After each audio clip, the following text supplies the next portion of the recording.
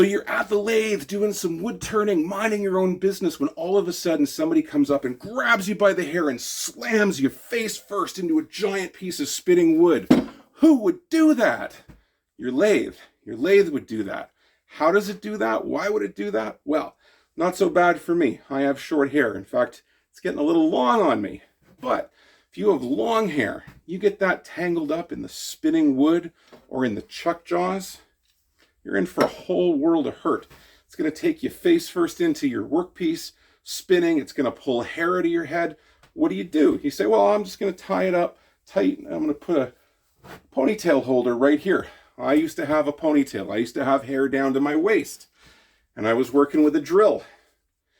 And I was drilling and my ponytail went flump and it got caught in the drill. So if you have a ponytail, you need to fold the ponytail up and put a couple of elastics in, or do it up in a really tight bun and put bobby pins or whatever else it is in there that you need to hold that hair secure. You never, ever, ever want it to flop. My beard isn't quite big enough, but you see the guys that have the really long beards, right? They would need to tie those beards up nice and tight before they use a lathe. You never have a necklace on at the lathe.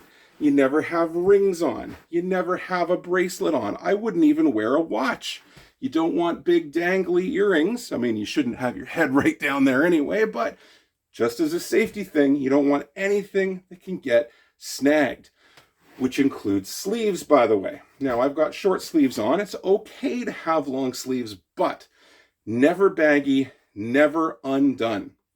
You want your sleeves to either be buttoned, or have an elastic in the wrist, or have Velcro in the wrist. Some woodturners' clothing called smocks have a Velcro wrist to keep it secure.